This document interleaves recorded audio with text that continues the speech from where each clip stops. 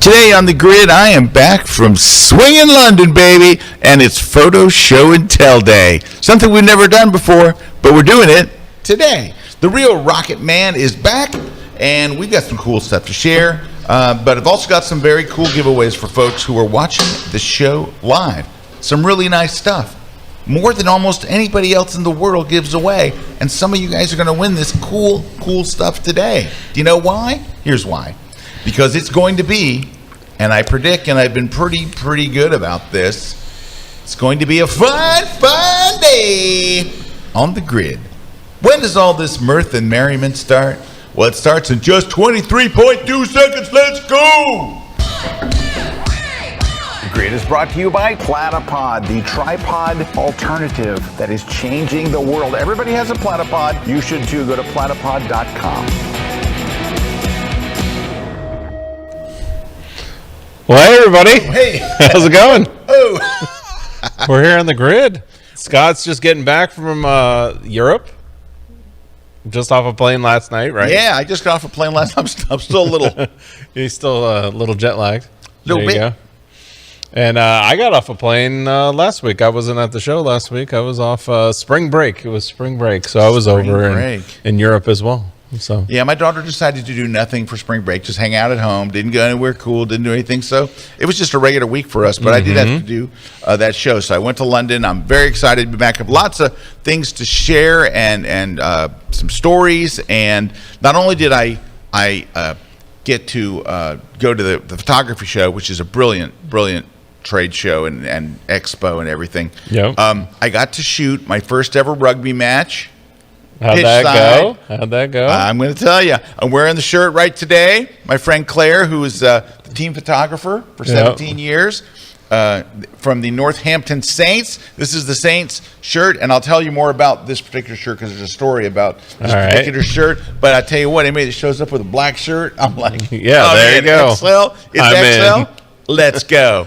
So I have some so we got some share. So we got some shots. You got some shots. I got some shots to share. We got some stories to share. Yeah, it's just so photo. That's what's going to be today. It's just like photo show and tell. Yeah, and we've got a bunch of giveaways. Yeah, a bunch of prizes. So we're giving away a bunch of prizes because you know us here on the grid. We love to give away prizes. So first, we're going to be giving away a Platypod disc, which this is an awesome accessory for your Platypod, where you can mount your tripod pretty much any which way, or you mount your camera to your tripod any which way you want. I don't know why somebody didn't think of that sooner.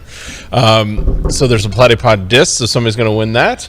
And then we're going to give away a copy of Scott's How Do I Do That in Photoshop book. You can also get this over on Amazon.com, but somebody's going to win it here today on the show. And another book available on Amazon.com, the Adobe Photoshop book for digital photographers. We're going to be giving that away to somebody. And then we're going to be giving away a copy of On One No Noise 2024. Really excited about this one because I have been testing out stuff with the 2024 version. And that was one that I was really blown away on how good it is, even an upgrade from what it was before. So definitely want to check that out if you're looking for eliminating noise and adding sharpening to your photos. And then we're going to give away a V-Flat from V-Flat World. Now, this is for U.S. shipping only, so you have to have a U.S. shipping address. That is going to go to a winner here today. But everybody can win when it comes to the V-Flat World because they are giving everybody who watches the show 10% off. All you got to use is that code KELBY10, KELBY 10 at checkout, and you'll save 10% off. And that's over at vflatworld.com. And then Retouch for Me is giving away their Mattify app. Everybody can win on that one as well because they're giving away 20% off if you use the code KELBY120, KELBYONE20. And you have to go to the website promo.retouch4.me to get that 20% off. So just make sure you check it out over there. And then Slick Pick came on as a sponsor a few weeks ago, is going to be giving away 1 year, complimentary year of their classic gallery plan. And that's a retail value of $60. That is for new customers only. And I understand why, because there's always a coding issue when you give away discounts and all that stuff. And it's always a bane of our existence when it comes to websites and new people. But we love to not have it limited to new customers only, but I understand why. So, but then also that Slick Pick, that's where Scott has a portfolio, like you saw over there. There's a bunch of other people that have their portfolio over in Slick Pick. What's great about Slick Pick is it's designed for photographers. So it's not designed for designers or video editors or anything. It's just designed for photographers. So if you're looking for somewhere to get a photography portfolio, that's where you want to check that out. All right, so those are the prizes, and all you got to do to enter the contest is just tell us in the chat wherever you're watching. We monitor all the chats. Tell us what you'd like to win, and also if you have any questions, comments, anything about the show, just leave it there in the chat, and you're entered to win those prizes.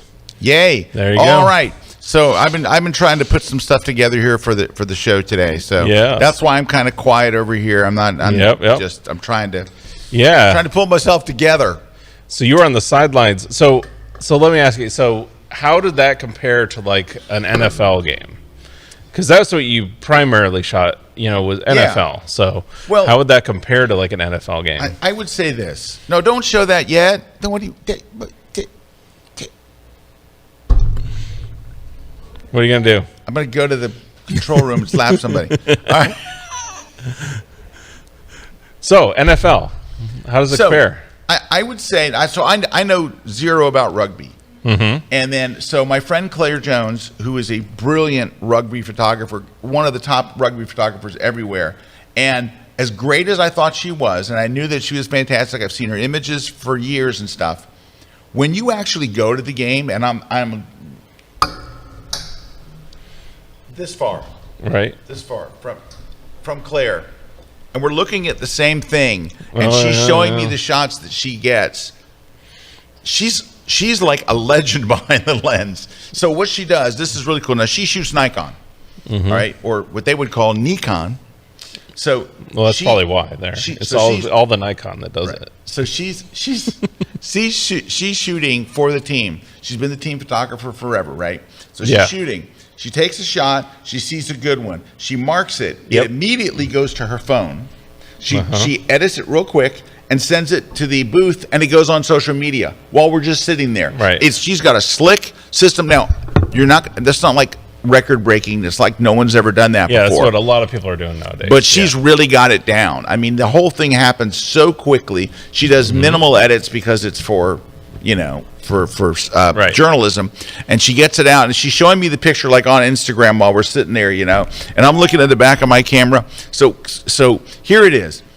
She says, you're coming over, it would help if you watched, or now she is the official photographer of the Northampton Saints. So she says it'd be great for you to watch a Saints game before. But I did something better. The thing that saved me was I went and I watched a video on YouTube called Rugby for American Football Fans. And it explained how it's quite close to American football.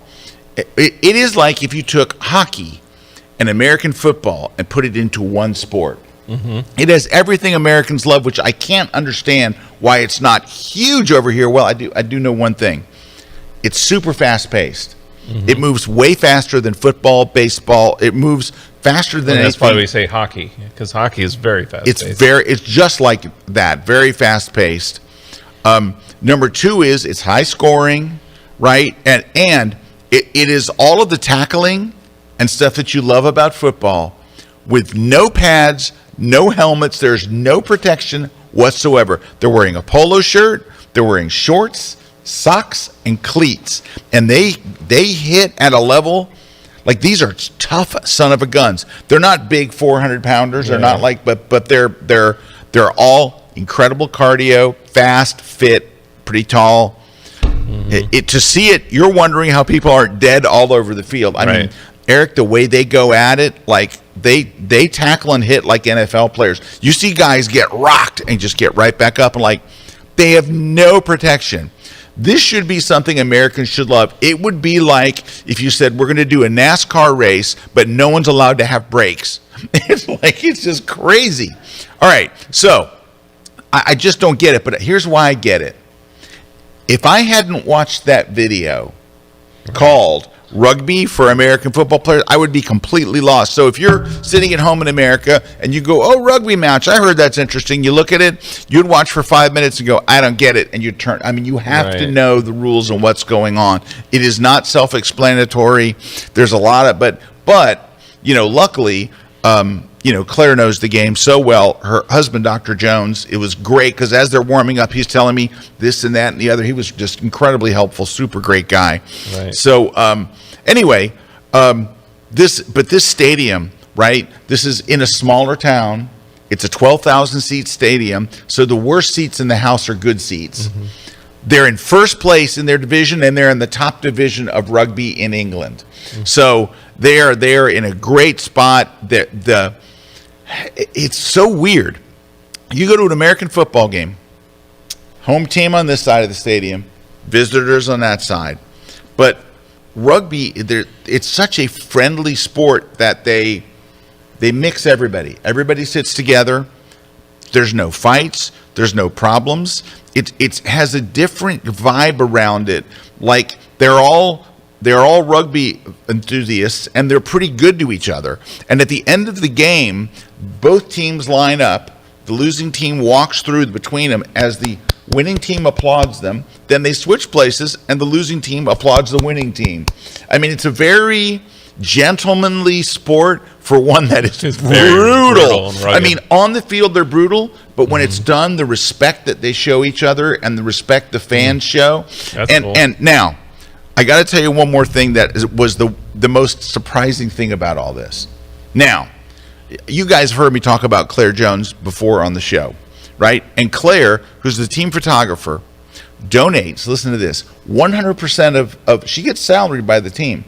She donates 100% of it, 100% to the Wheelchair Rugby League. And without that, I'm not sure that there would be a wheelchair rugby league. Her team. She donates that money so they can do that. That's awesome. But this is the thing that has surprised me. All right, and I've known Claire for years, and she's a wonderful person. So I kind of get it, but I wasn't expecting it. When you go to that stadium, the fans love the players, but the entire stadium loves Claire at a whole different level. Players are coming to hug Claire. Mothers are coming out of the stand of players are coming to hug Claire. Parking lot attendants, security guards, equipment managers, the coach, the head of rugby operations, Claire. But they don't act like, oh, hi, Claire. They act like they've never seen Claire. They act like Claire is the celebrity. It would be like if Tom Brady came to the stadium and you're like, Tom, Yeah. Everywhere we went. Erik, I've never seen anything like it. It was like I realized, I know why Claire loves shooting rugby. Because this is Claire being a superstar every time. She is so beloved by it's crazy. I've never seen anything like it ever in my life. And we have in America, we've got people like Peter Reed Miller and these like legends of sports photography. Right. I've been with Peter, and every once in a while another photographer walks by and goes, hey, Pete. And Peter's like, hey, how you doing, man? Everybody has to hug Claire. I got in the locker room. I have a couple of shots from the locker room. You get it. They don't call it the locker room. They call it the changing area. But I got some shots in the changing area. As the players are walking in, they stop and hug Claire. Dude, it's crazy. They had a new kid that started in the Premier Rugby Union game, whatever. Started that night, 17 years old. Had to get his parents' permission. He's 17, and he's starting in the big leagues. I see him hugging Claire. I'm like, how could you know Claire? It's your first day. How do you know Claire? It is the craziest thing, but I'm telling you, there's something magical going around Claire that happens in that stadium where she is the star attraction. And oh yeah, by the way, there's a game going on. I have some pictures that Claire sent me. Yeah, so we want to see some pictures. Let's show and tell. So if you want to see some great rugby photos, go to redhatphoto.com. That is her company. But she sent me some pictures of us. This is in the changing room, and just some pictures of me. And this is the head of rugby operations. This guy was so nice. Like, he sat and talked to me twice. I'm like, why are you talking to me? He was like, I'm nobody. He was so nice. This is the kid at the end of his thing. They sing this song. So if they win, they go into the locker room and they have this song where they sing it. And the volume of it is absolutely insane because what they do is at their lockers, there's a little drawer that opens up where you can store stuff. Yeah. They sing, and at this they all bang. Banging it. Yeah, the volume is incredible, and That's this cool. is the words to the song, like it's their fight like their song, chant, yeah. like this is their thing, and so that's why this is a special shirt. Cool. But I bought it. You see me wearing. If you look in these shots, you see me wearing. That's a Saints hat right there. That's what I'm wearing. He's got it obviously on his thing. So, And you're shooting with a Nikon there? all right, I was shooting with a Canon and a Nikon. So she brought, I didn't want to take a 400 lens over there and all, So she let me borrow her D6 with a 400 millimeter lens. Erik, this is what was crazy about it. And I used to shoot Nikon, and I'm very comfortable with Nikons. They're great cameras. And let me tell you, that D6 for sports is an absolute beast. Mm-hmm. Absolute. I mean, it was like this. And the Nikon shutter has that mechanical feel. Yeah. I loved it. Anyway, phenomenal. And the tracking and stuff was just crazy. She had it all set up for me. But here's the bad thing. The Nikon shutter and the back button focus are in just a slightly different place than they are in the Canon. So I would put my finger there, and I would hit, and I wouldn't be shooting. It would be just pressing the lip of the shutter. Like the little lip. You weren't hitting it right, yeah. And then I would not focus. The first half was so bad for me. Like, I was like, I'm just going to throw my gear. And I thought, well, I've shot football and other sports, all these different sports and all. I've said this. If you watch any class I've ever done on sports photography, I go, if you really want to be good at this, you have to know the game. You have to not, you can't track the ball. That's the most important thing. You have to know where the ball's going next. Claire knows where the ball is. She always knows where the goal, and she is one step ahead. And she's got every of those classic shots when the ball's just getting there or there's a peak moment of action and all. I never have any idea where the ball is going next. Kind of like wandering. Yeah, I get what you're saying. Because that's the way. That's why we can shoot NFL the way we do. We can predict the play. We know. Oh, I know where this. I know even who it's going to. Or though that's going to be a run. Or, let me just real quickly. I'd like to share some of the best photos of the day. Ooh, that looks like a good one. Here we go. Look at that one. Now you can. There we go. Right. Beautiful. How about this one? Oh, nice. I got. I think I nailed that one. Ooh. The double amputee shot of nothing. Yes. This is, I love when the after the play shot. Yep. Yeah, there's a good one. I don't think focusing on the players is as important as focusing on the stands. There's a good one. Peak moment of action. Peak moment of action. He's running. Yeah. He's sprinting. He's going to score. Look, and I missed the guy. So here's what happens. I'm right at the end of the pitch with Claire. Claire's to my left. He's breaking for it. And I'm like, oh my gosh, I'm going to get a score. I'm following. And just like in basketball where they pass the ball so fast, he passes the ball right before. I don't know it. I follow him all the way into the end zone. The guy is right in front of me. The guy that scores slides here. But I'm over there going, I'm nailing it. I got this guy. Yeah. I'm nailing it. Now these were with my Canon, right? So this is the guy that just scored. I missed it. I'm like, what? Oh! And of course, by the time it's way too late. This is definitely here's the celebration photo, which is basically another guy's back on not on their team, and then I missed it again, and then here's at the end where I missed it again. Yeah, so basically knowing your subject. Yeah. If you don't know and I've said this in sports so many times. Now it slapped me in the face. Well, it goes for every genre, I would say. Yeah, sports is action is hard. Whenever you're shooting action and cannot anticipate when a jet's going to turn, you can't anticipate when the dancer's going to go up into flight. When you can't anticipate that, you have such a problem with action. Now, I actually did get a couple of shots in focus, but they're not good. They're shots, but they're nothing. They're just, Well, I think this is maybe your first. So this is the guy I think is going to score. Yeah, and then the ball's gone. I think he's going to score. And then a split. Look, I got the shot but you were still tracking. I did not see. It went so fast. I thought, I got this guy. I'm going to get a score, and he was right coming to me. And he's gone. And look, he's pointing. Look, he scored. Like I did it. There you go. All right. So and then this one's dumb. Cool. Yeah, they're just a lot of bad shots. Yeah.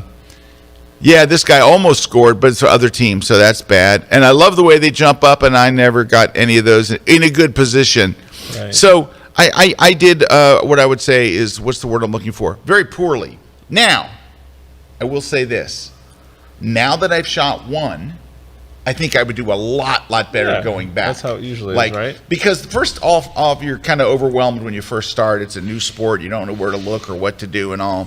And so there's that. Number two, I got a tremendous, like as good as I thought Claire was, as a shooter, she's on a totally different level. As a person, she's an actual bona fide British celebrity. So I might have to put her up there with Dave Clayton and start calling her British superstar rugby photographer, Lady St. Clair, which is what I call her, Lady St. Clair. But not only a great photographer, but ask anyone that knows her, because a lot of my friends also know her. She is just as genuine and kind, and I get why everybody loves her. She's just a genuinely great person. And obviously dedicated to her passion. Dedicated to her passion and to her team. She just loves rugby. And you know what? Number three is, I love rugby. Now that I've seen it, I think it is a phenomenal sport.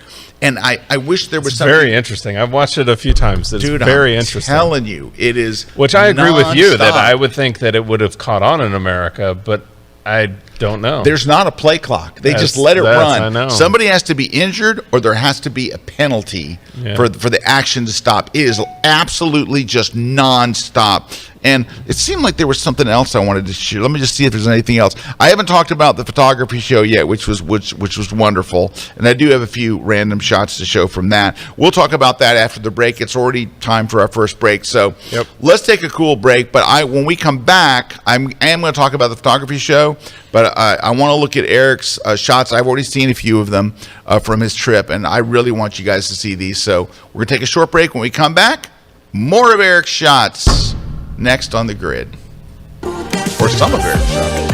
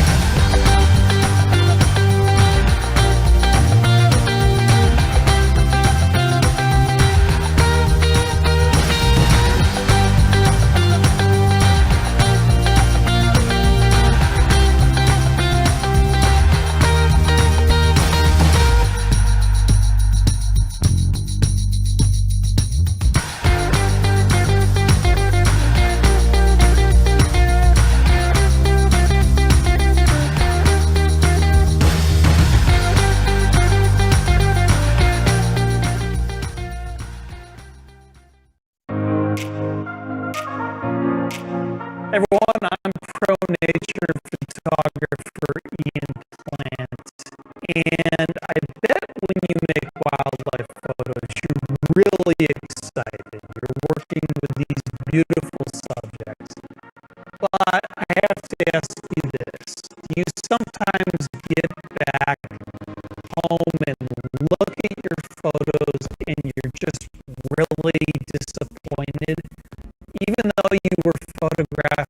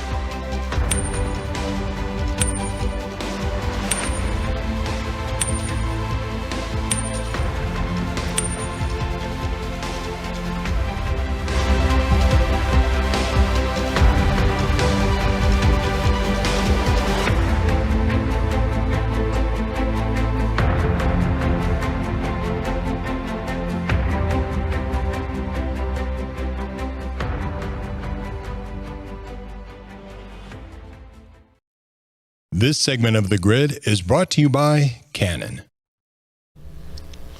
All right, we're back. Yeah, hey, We're back. I want you to see Erik's photos. There's a few things I meant to show you. Remember I said I thought there was something else? Yeah. There's a couple other things I just want to show you real quick. So there's this. So this is a picture of Claire posing in front of some of her photography. So she's the team photographer. Her photos are everywhere in the stadium as you walk down hallways, big giant posters and stuff.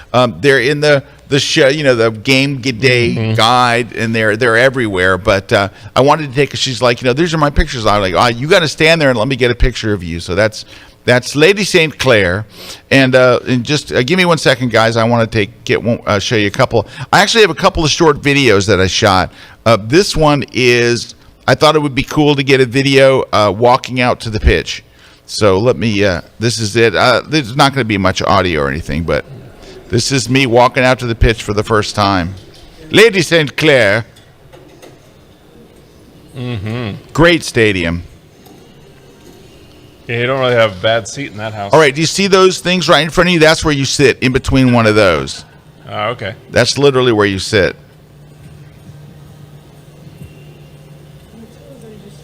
You got Right. the beer sponsors. Yeah, each side of the stadium is named for whoever sponsors that side of it. All right, so there was that. Let me show you another one here. I have some shots of the locker room. So here's some shots of just no. This is the opposing team's locker room, which intentionally has a wall in the middle to separate the team, and then this is the home team's locker room, right? So they've got that. They got a nice locker room. And there's those doors you were talking about. Yeah. Yep. And there's my name on the list. Everyone else has like photography, who they're from, and then Scott Kelby, just a dude. Blank. All right, but I have a video I want to show you that is a game day video. So this is what it looks like when you're right there on the sides. Now you'll hear some just background audio, but Right. but this is how rough this game is. To give you an idea here.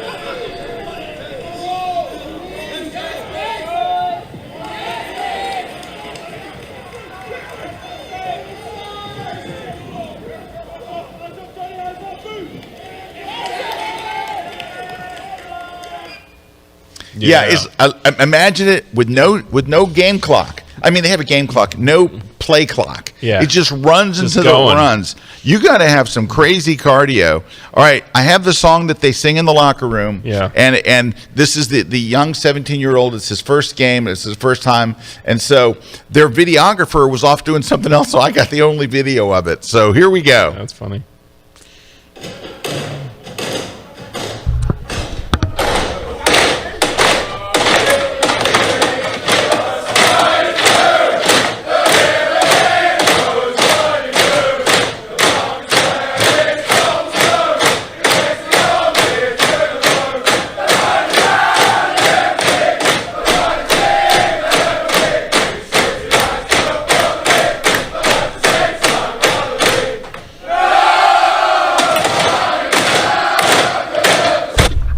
Okay, it does that a lot, and it appears to be sung to the tune of "Oh Christmas Tree" Oh, from the Christmas Charlie Tree, Brown oh, Christmas Christmas Tree. special, which is actually based on something else. And Yeah. Lastly, I'm going to show you this, which is I bought my Saints hat, and there There it you is, go. proudly wore it home on the plane. Now everybody's gonna think you're a rugby fan.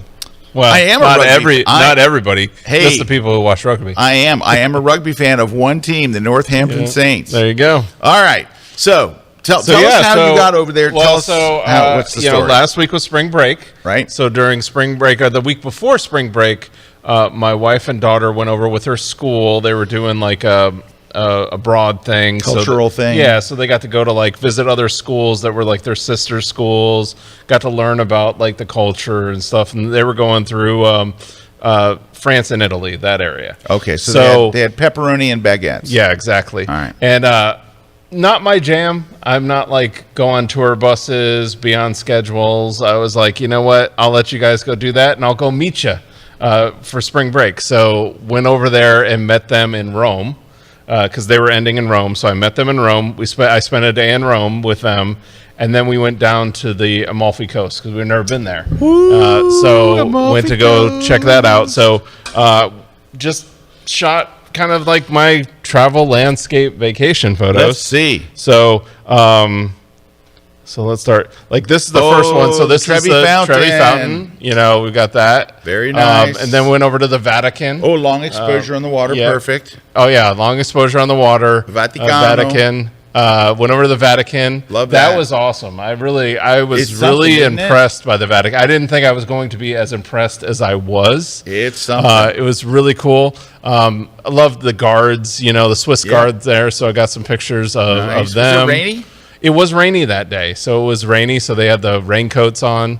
Got this shot as I was Nice. walking out. I was walking out of the Vatican, went around the corner, kind of got a different angle than what I see normal people get, you know, Yep. like everybody getting. That's from inside, Beautiful. you know, the Vatican.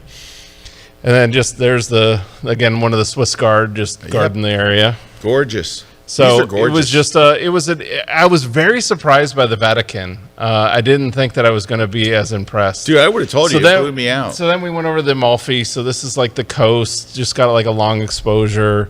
That's the city we were staying in, which is Positano, Yeah, Italy. Positano. Love that. It was my favorite of all the ones we visited while we were there. I loved Positano.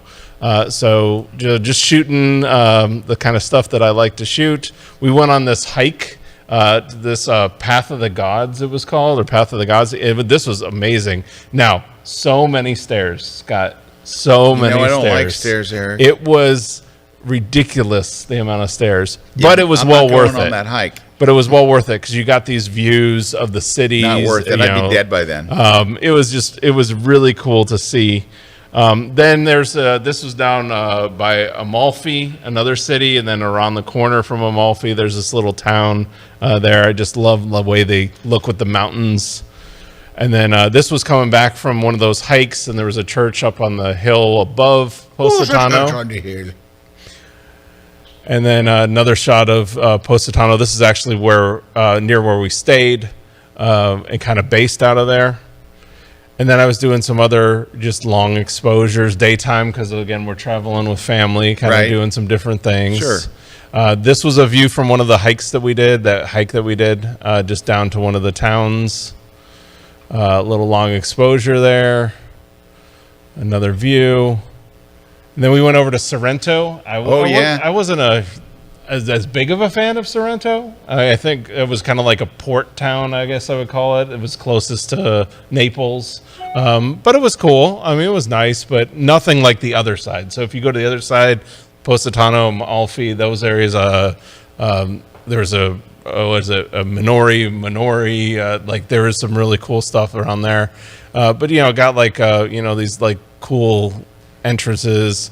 That's Amalfi, another town near there, and that was a church there in Amalfi. Oh, that's nice. Yep. It looks like the Spanish Steps, but not as many steps. Yep. And not as many people sitting all over the steps. Yes. Nobody. Now I had to wait until people left. Of course. You know, but that's part of the game. Part of the game. I love these shots there. That was just we went up to this town that like kind of looked down at everything that we were looking at. So we kind of did some overhead shots. So I liked it because it kind of looked like a drone or like an aerial I have shot. a question for you, Erik. Yep. How was the food? Average?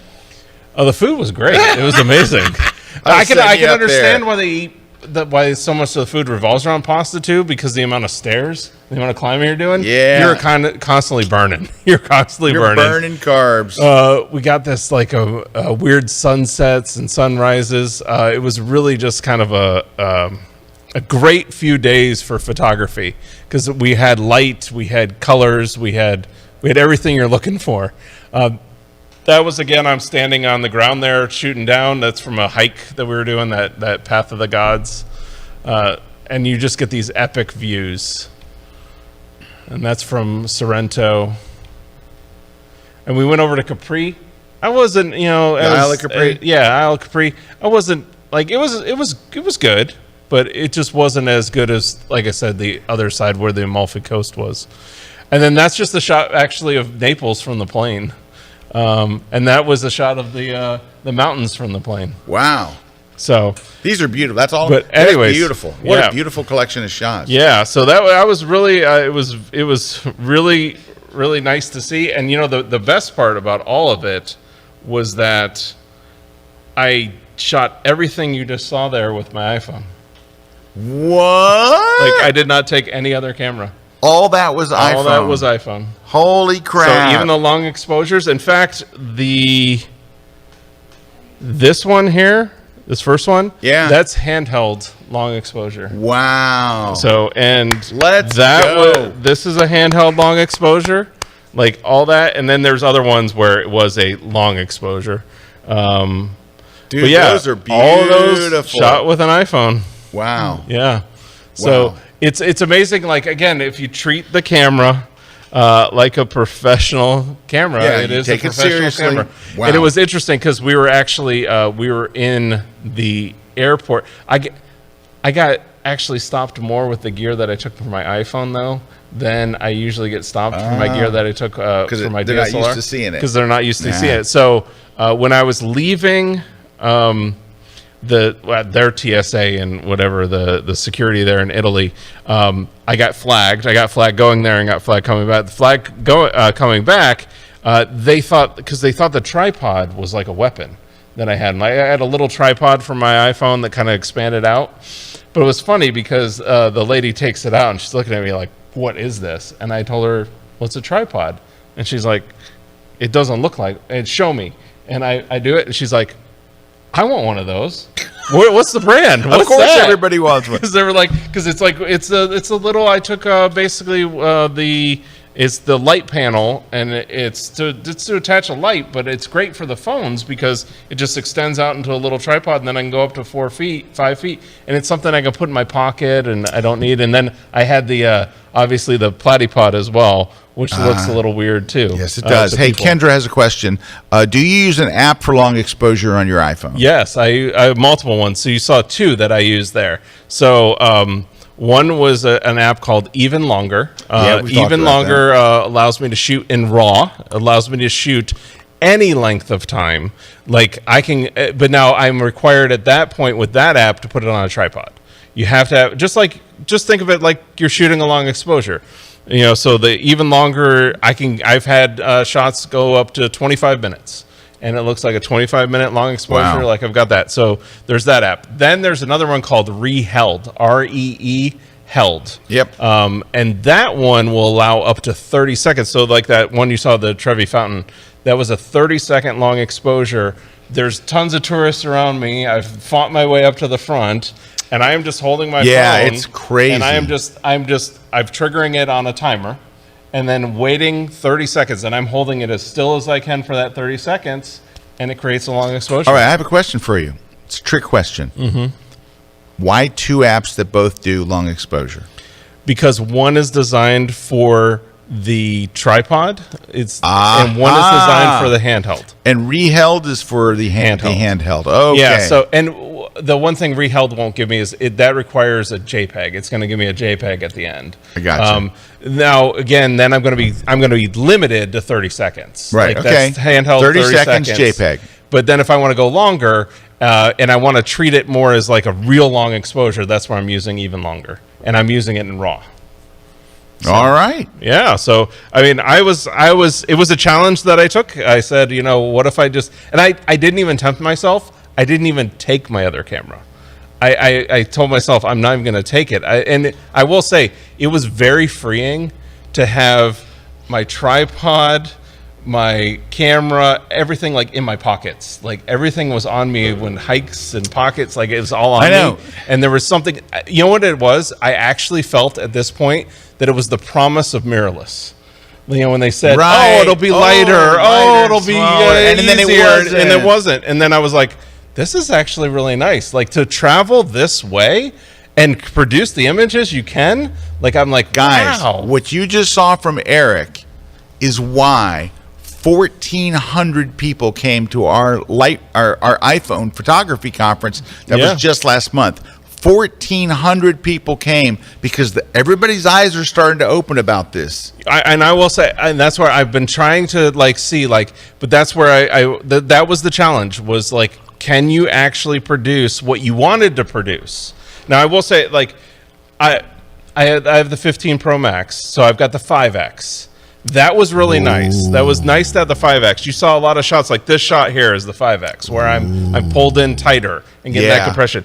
I wish it was 10X, but I'll take the 5X. I know, I want 10. But once it gets to the 10X, I really think the game's over for travel photography. Yeah. Because then you will get the promise that we And were landscape. promised with mirrorless. We Yeah. were promised it will be lighter. And it will smaller. be. It wasn't. It was fractionally, minusculely. Ounces. It wasn't This was pounds. like, I've got this, a little stick, and my Platypod, and a little holder, and I was set. And then I also had my little flip out, the Pocket Tripod Pro, which I used a couple times too. Very nice. So yeah, I mean, it was just that I started to see where, okay, we're getting there. We're getting there to where it really produced the results that you needed. All right. And Question then- from Mark. So Mark's asking, how do you increase the size of the Photoshop tool icons as well as text? So Mark, it's here in your preferences inside of Photoshop. Just go to Photoshop and you'll see that there's a thing called presentation, and then you can choose your font size. But then you can say, all right, I want my font size to be large. But then you can say scale the user interface to the whatever font size that you chose. yeah, there you go. So it's right there. If just I'm going to leave mine at I don't know what it was, small probably. It's probably time for me to move mine to medium. There you go. So Nicole's asking a question. Do those apps work for Android phones? No. Nicole, no apps Unfortunately. work for Android. Now, I will phones. say that there are some that do, but that's one of the things that Android doesn't have a lot of third-party apps. The new Samsung, the S24 Ultra, does have a long exposure mode, which mimics what Apple's Even Longer is doing. Oh, even longer. Yeah, Okay. where it's allowing you to do like long exposures. It's doing frame averaging basically, and that's what the Even Longer is doing, is frame averaging, where it's just basically taking a sequence of images, stacking them together, and that's where you're getting that same blur that you would get that if you used an ND filter. All righty. Okay, we are ready for a break. Coming up next, we're going to talk about the photography show. I've got a video to show you from them, actually. And I got some stories and some pictures to show, because it's photo storytell. What is it called? Yeah, photo show and tell. Photo show and tell. That's it. Stick around. We'll be right back here on The Grid.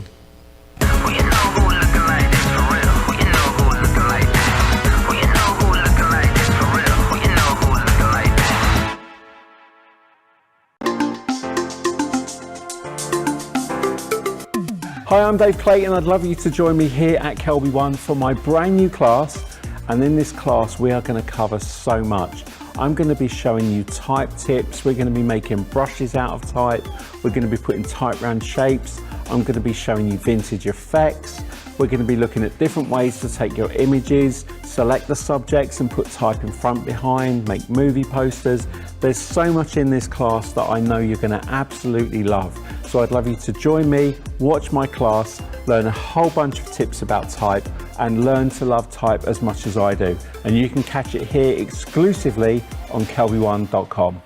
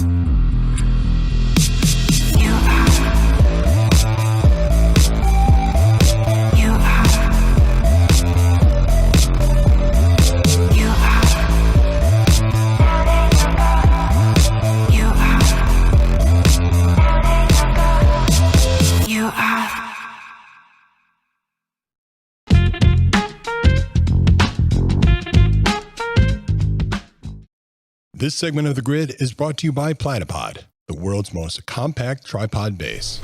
Hey, we are back. Scott and Erik here on Photo Show and Tell. Why can't I think of that? Because I'm tired. Photo Show and Tell Day on the Grid. All right, so the photography show. I 5 years ago I got to shoot it. Let me tell you how big this show is, Erik. It's approximately 2.5 times bigger than the biggest show in the U.S. It is giant. Now, interesting, weird fact.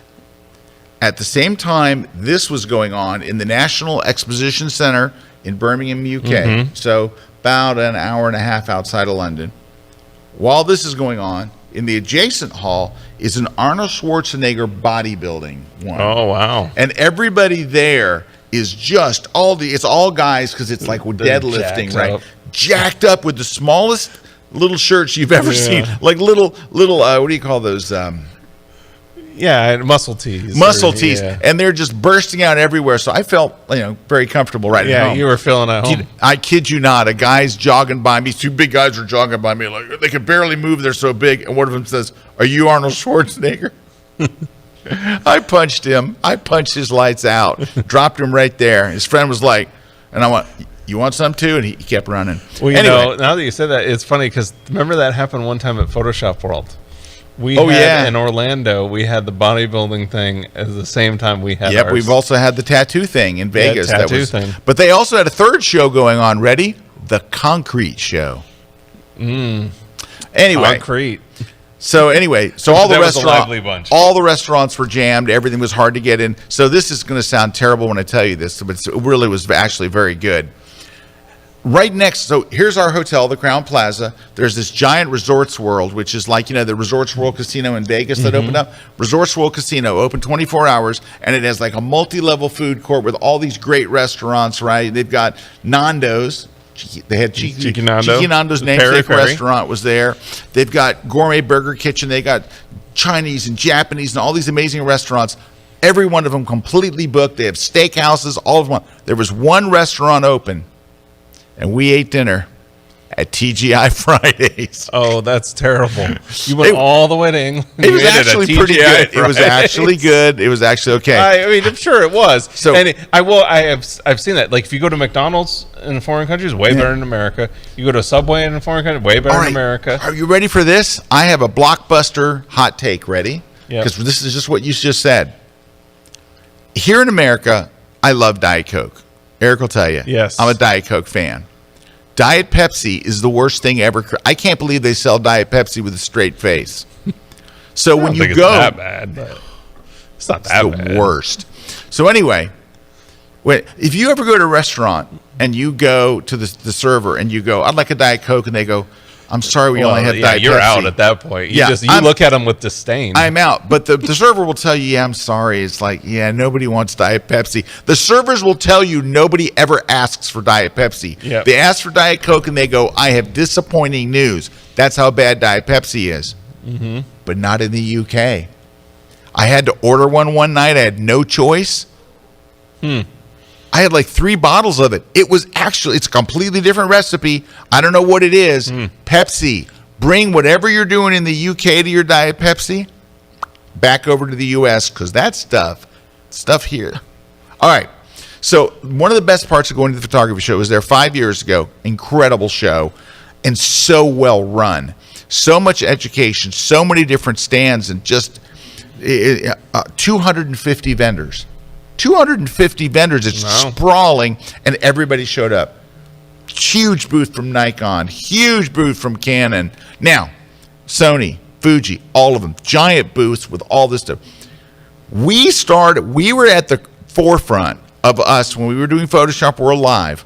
We were at the forefront of doing live shoots on the show. Yeah. Nobody was doing it when we started doing it. 15 years ago, we started doing it with, I want to give our partner some I went to FJ Westcott and I proposed setting up all these different theme shoots with models and cars. I mean, not cars, motorcycles and different stuff, and that people could shoot. It would be all lit and ready to go, and you could learn to work with some stuff maybe you'd never get to do any other way, right? So it would inspire you to do it yourself.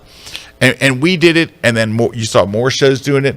All over that show there had to be 70 shoots, Erik. Wow. There was hardly a booth. They had people with dogs, like show dogs. You could shoot show dogs, models everywhere, stuff to shoot, the still lives. Just it was really great. It would be a show that if you didn't bring your camera, you would have thought I missed out. Now, one of the best things for me is I was teaching every day. I taught Saturday, Sunday, and Monday. Monday I had 5 sessions. Is seeing my friends. Seeing people that I only get to see there, and I'll take a look on screen here. And this is Dave Clayton, our Kelby 1 instructor right there, and then disgruntled British guy, Peter Treadway on the right. No, Pete's been a great friend of ours for many years, and terrific. He's involved in the show as well. But look at that breakfast. All right. So listen, let me explain this breakfast. Come on. I have to explain this, and this is fair. If you grew up in England, right, and this is what you ate your whole life, that's breakfast, and it's delicious to you. So, you know Chiqui Nando? Yes. He took us, you've heard me tell the story how we went to Portugal, and he said, you got to come and try this stuff called Portuguese stew, and it was the most disgusting thing ever served on a plate. And he grew up on it. He grew up on it, and he loves it. That's just what he knows, right? His parents were just like, eat this gruel. So even the server, it doesn't work at certain things. Like you have a croissant. A croissant's awesome, right? No That's because it's French. Okay, so the server in Portuguese said, yeah, because we all turned down our dinner, like none of us could eat it. And she said, yeah, you have to grow up with it. This, folks, that's English breakfast. I mean, the sausage, okay.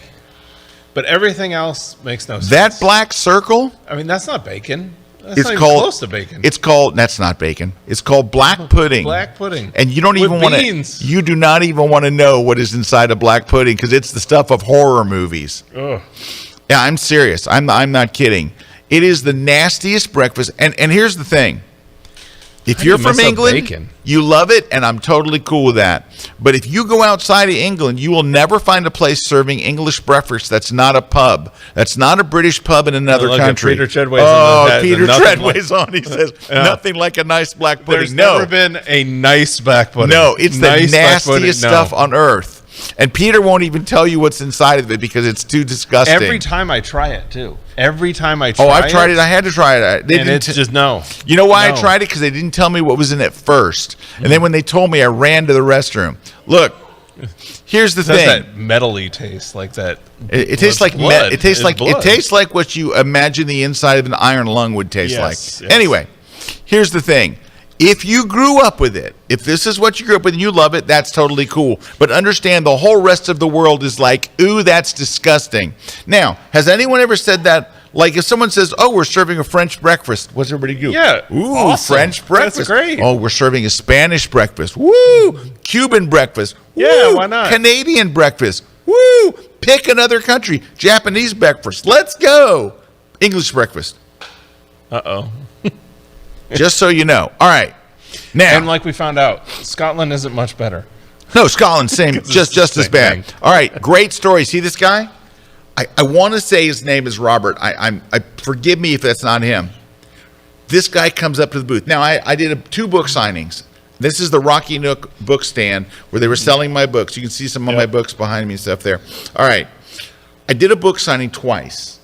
I had an hour-long line each time. When I got there, the line was so long I couldn't see the end, right? Of people that had books that wanted me to sign them. Cool. I was thrilled. I was absolutely thrilled. Number one, I get to talk to everybody. It's fun, you know. Awesome.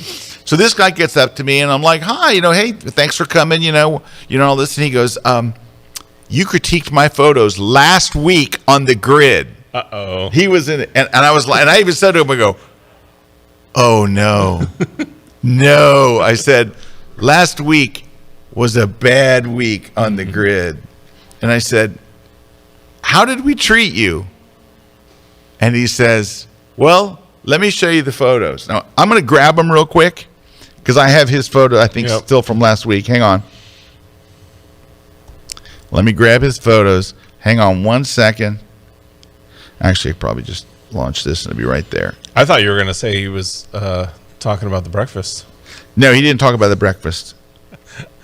But I totally agree with you. If you grew up with that, it's cool. If you didn't, it's not. Just not. Here we go.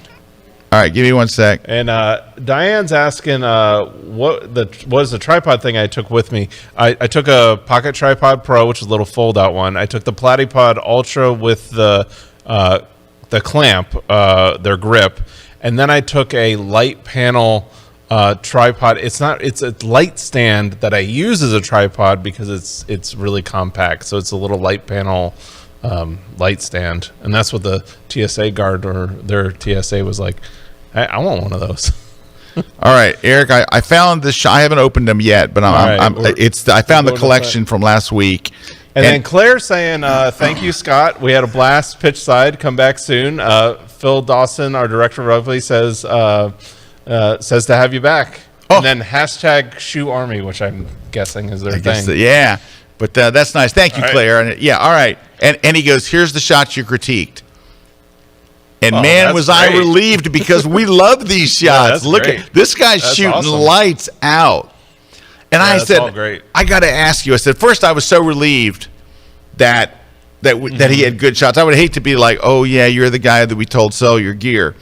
But so I said, I got to ask you, how did you get these shots?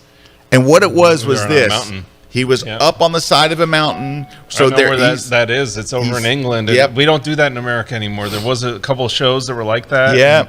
and, we don't do that 'Cause those are the best. Yeah, he's getting shots like we just don't get. There's another one in Switzerland that's on my radar as well. That's like that where you're up in the Alps and you got the planes flying. Oh yeah. Same thing. All right. So anyway, that was really cool. And I met him. Super nice guy.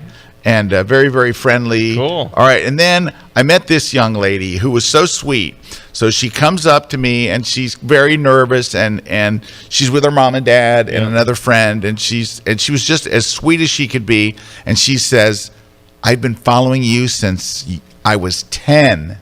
Wow. She was 10 years old when she started following me and buying my books and stuff, and she wanted to meet, and I signed her book, and she was so sweet. Her parents were so sweet. She was just, I said, and so she wanted to, and I said, I got to get a shot with you so I can show you on the grid, because she watches the grid. Yeah, that's cool. So anyway, she was just really, really sweet. Let me see what else I got. Let me just give me a second to look for some shots. There's a couple other shots I wanted to show you. Oh, so I took a video.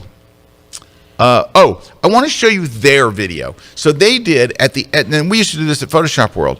They did a recap? A recap at the end of each day. But dude, theirs was out like immediately. Like the show was over and they showed it. Let me show you. This is their day one highlights to give you an idea of the scope of this show, the photography show. Take a look.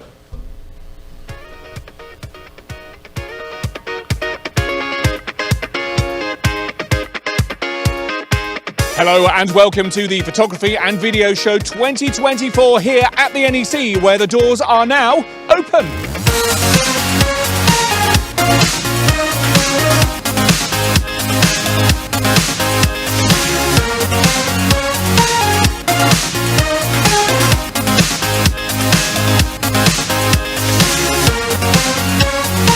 We've just launched the A9 Mark III, the world's first full-frame camera with global shutter, and for a lot of people, this is their first time to try it out.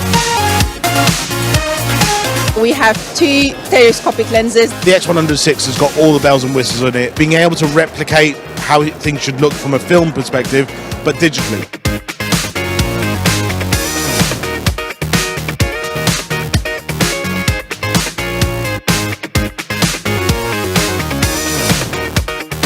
Sometimes it can be simply a texture or a color or an arrangement of elements that express energy or gesture or flow or something that has a cultural reference for us.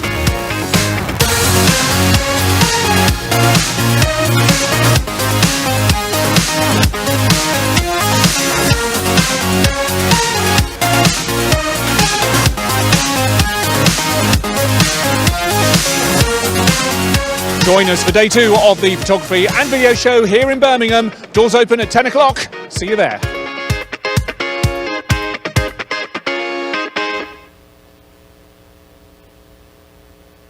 So the guy that what a great show, right? Yeah, So the guy that did the intro and outro to that was my moderator on a panel, and I did an interview with the TV station they have there. He is a TV star on British television. He has a weekly show that has nothing to do with photography. He is the slickest guy. He's like their Larry Becker. He's like, he is so good. He's such a natural and he's such an incredibly nice guy. So I got on this panel, and it was called let me give you the exact name. Hold on. The exact name of the panel was. Was it about AI? Everybody wants to talk about AI. Yeah, and it was a packed house. And it was called, Will AI be the death of us or savior? All right. Yes. So we get on this panel. And from left to right, I don't know any of the other three panelists. So, I did get to talk to David a little before the panel at the interview, and he said, and so at the end of is a guy named Nick, who is like from a university, and he's like a professor. He's not a student, he's a professor. Then there's a guy next to me who is a very, very famous photographer in the UK, and I guess his images, he's like involved in a class action lawsuit because his images were scraped at a ridiculous amount for creating AI stuff. Then there's me, Photoshop guy, and then next to me is a guy from a print lab, and he's a curator at a museum and all this stuff, right? So these guys are all super qualified, and then there's me. So David asked the first question. He asked something about AI, and he said, Nick, we'll start with you down in the end. Nick gives an answer that was like a college dissertation on AI. This guy knows AI at an absolutely terrifying level. Like, he's listening, I'm like, I need to get, all I can think of is, how do I get off this panel? Where can I, if I were to leave now, would anybody notice? Because when it comes down to me, I'm going to be like, hey, I'm an American. So I'm like, and then they ask the next guy, and his stuff is like, and of course, then, the copyright implications are quite, and I'm like, so it comes to me, and I was able to, and I said, well, I'm going to take this from, I just finished my class on Photoshop AI. So I said, I'm going to come at this, from a Photoshop perspective. I said, I just finished a class, and I gave some examples of things that we did in my class. And so I skated by, and the next guy's like, it's extraordinary. No, the next guy was really, really great. They were like, I guess they needed that goofy American to fill that other spot. But it was a really interesting panel. But that guy, Nick, at the end, it was like he was on a whole different level than like, I think the rest of the world. He sounds like the guy that invented AI. And then I'm like a guy that's like, now what is this thing?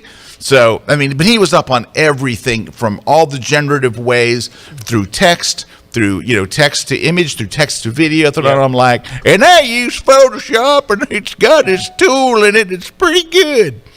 All right. Yep. All right.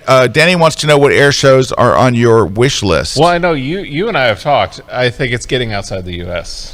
Yes, and I think I am going outside the U.S. to the Shuttleworth Air Show in the U.K. with Claire. Yeah. So Claire and Dr. Jones are going to pick me up from the airport, and we're going to go out and shoot Shuttleworth in June. So I'm very, very excited about that. And then, like I said, the one that really, there's that one in Switzerland that looks amazing. All right, I'm going to look at a few more pictures or show a few more pictures, but and it's not we really got some an air shout-outs. show. It's like a demo for their military. Yeah, there you go. Here you go. Shout-outs. Marianne saying hi. Wednesday's just not Wednesday without the Kelby crew. Hi from Jacksonville. Hey, Marianne. And Dave Young saying hi from a sunny but cool Cincinnati. John Taylor saying hi from San Diego. John saying hi from the UK. Tina saying hi from Gresha. Chester saying hi from a chilly Carabel. Diane saying good morning from beautiful San Diego. Mike saying hi from Phoenix, Arizona. Chris saying hi from Milwaukee. Antonio saying hi from all the way from Madrid, Spain. Dania saying hi from Calgary, Alberta, Canada. And that's it. And then, of course, we got Peter Tridway talking about his black pudding. That stuff is nasty. Yep. All right. I'm going to show you a little video I took right before this was at the photography show right before my class, I just picked up my camera and took a quick shot of it. Now, I'm in the smallest theater of all, which I guess they're going to make it bigger next year. They're going to double the size of it because it was standing room only. This was for my class was called How to Make the Most of Photoshop's AI or Generative Fill and Still Sleep at Night. Okay. So it was. I know that there's a lot of people that are concerned about the teeter-totter, and I was showing here's how to use it in a professional manner. Here's how it could, because just because you can do things doesn't mean you need to do things. So I showed it. Here's how to use it, and you won't feel like you're doing anything bad. It's going to speed your work and do things that you're okay with, right? And not do crazy. So this is just a little quick glimpse of the crowd here. Just grabbing a quick shot, and you can see they're sitting on the floor. Yeah, they're sitting on the floor. I mean, it's just it was. So there's that, and one more thing. Hang on, let me just get to the photo. So there was another thing I want to show you. Here's a still from here, but more importantly, ready? That's my dog. That's the dog. That's Maki. That's one of my 2 Belgian Taverns. That's Maki, who is just a beautiful, wonderful, fabulous super dog. My wife sent me this so I would miss her. There you go. I was like, I was already missing her, but she's like, this is your dog. Enjoying the outside. Was there any other pictures, or is that pretty much it? But I got to see a lot of friends. I got to see Kathy Bateson, and I ran into a lot of people. Who else did I see over there? I saw Brian. I saw Sean. Sean McCormick. Yep. Who else did I see? Brian Worley. I saw a bunch of every time I turned a corner there was somebody new, which was great. Of course, I saw my publishers. And okay, we're well over time. Yeah, we got a bunch of prizes though to give away. Let's give some prizes away. We got Sue Evans is getting the How to Do That in Photoshop book. Let's see. Chester is getting the Photoshop Digital Photographer's book. Amy David Byron is getting the Platypod disc. Then John Austin is winning the On One No Noise 2024. Nicole is winning the Retouch for Me. Rich Thule is winning the V flat, and then Leanna Matheson is winning the Slick Pick. So if you email us over at gridprize@kelby1.com, we'll verify information, send out a prize. Just make sure you do that by this Friday. All right, just a couple little bits of here's what's coming up next kind of stuff. Joe McNally has got 2 things coming up that are really important. One is his workshop here in, I believe it's early June. It's early June, right here in Tampa, Florida. It's going to be an amazing 6-day crazy intensive workshop. There's never been anything like it, I think, that Joe's done. It's going to be amazing, and there is 2 spots left. Is that correct? Spots. 2 spots left. If you want to grab one of those, I think we have. I sent you guys the thing last week. We can see it. Can we see his? The other one is that one's at kelby1.com/workshop. Is it? Yeah. Either one, workshop or workshops, it works. Oh, either one. Yep. So maybe you guys could bring that up. Maybe there we go. There you go. It's there it is. Joe McKnight's Complete Photographer. If you have any interest in this at all, or think you might, just go watch that video. Go watch, and Joe explains exactly what's going to happen. And let me put it this way: if you have no interest in going, go watch the video because it's so inspiring. It is so inspiring. That's number one. Right after that, Joe is doing an Ellis Island workshop. He's done a couple of these. They've been huge hits, and this year he's doing 2 at Ellis Island. They get into places that the public's not allowed to see, and apparently the pictures that are coming out of there are just unbelievable. And he does portraits there, and he teaches. It's really something, and it's very affordable. That's coming up in Ellis Island, just outside of New York. I know Cheeky Nando went and did that last year, and really enjoyed it. Yeah, that's right. A lot of I think John Dukes did it, if I believe. Yep, right. Bunch of them. All right, I have but 1 spot left for Erik and my workshop in Santorini. There's just 1 spot. It's going to sell out. So if you want to come with Erik and I to one of the most beautiful islands in the Mediterranean, or technically the Aegean Sea, come with us to the island of Santorini. Incredible photographic opportunities. It's an absolutely gorgeous island. The food is insane. We got classroom time. We've got a great location. We're staying at the Santorini Palace Hotel, which is just a gorgeous, gorgeous hotel. You would fly into Athens and then either take a short flight from Athens, or you could take a ferry actually to the island, but take a short flight. Yeah. And it's going to be very, very neat. There's only 12 people. It's Erik, me, and well, there's 11 right now. You could be number 12. So don't miss out. Come and join us. You can grab that very, very last spot. And we'll have our phones and our cameras. We'll have our phones, and I'll definitely be shooting with my phone. I'm trying to shoot more video, as you noticed, I saw. Yep. So today, that's one of my big things. The Lightroom conference is coming up next. You guys know we just had a hugely big iPhone photography conference. Of course, there's going to be a lot of mobile editing, right? When we do, of course, because the Lightroom is on your mobile device. Register early and save $150. It's about a month from now. It's about less. 1 month from now, and it's booking up great. You want to grab one of those spots. So great photographers, and so come and join us. It's going to be an awful lot of fun, and that is coming. And it's 2 days, 2 tracks with a pre-conference day, and you get the entire conference archived to stream on demand for an entire year. So if you miss a class or want to rewatch a class or whatever, it's right there for you, and it's very, very affordable. I also have a workshop coming up in 2025, right? So a little less than a year from now, 11 months from now, in Antarctica.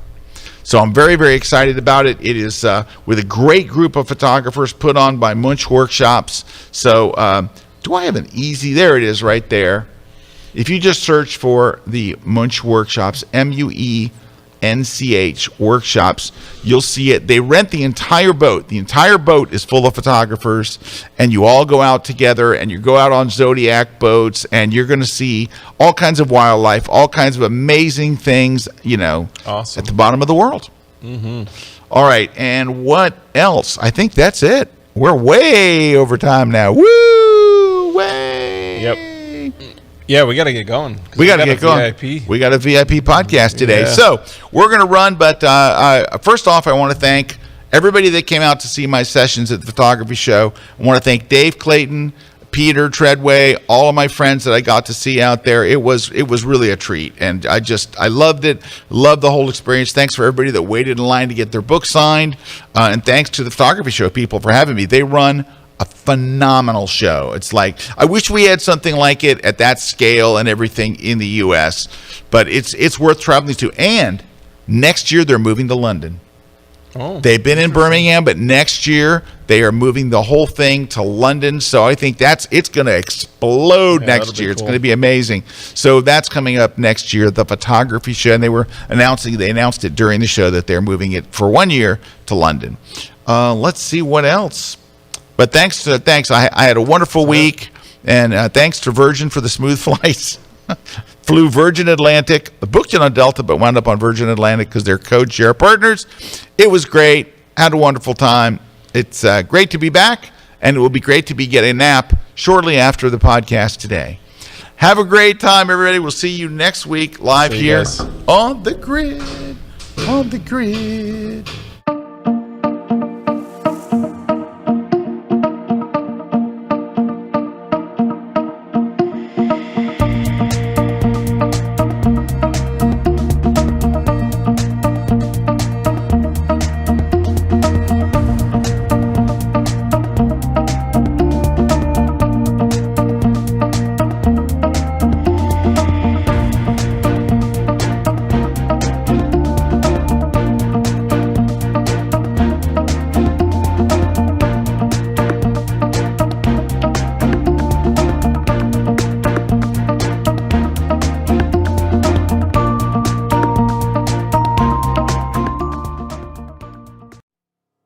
I am a portrait and wedding photographer based in Valencia, Spain.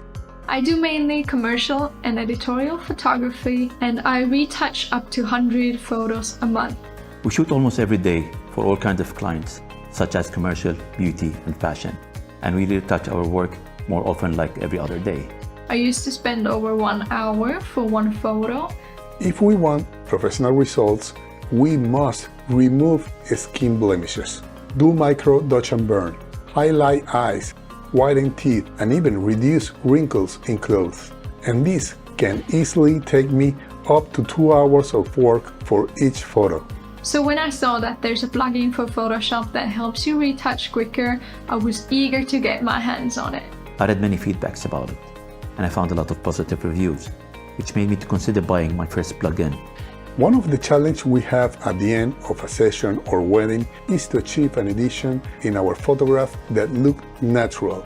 This is where retouch for me has become a game changer. I love the feature that you can pick how much effect it has on your photo and you can adjust it accordingly to your style. I saved a lot of time and always end up having amazing result with my work.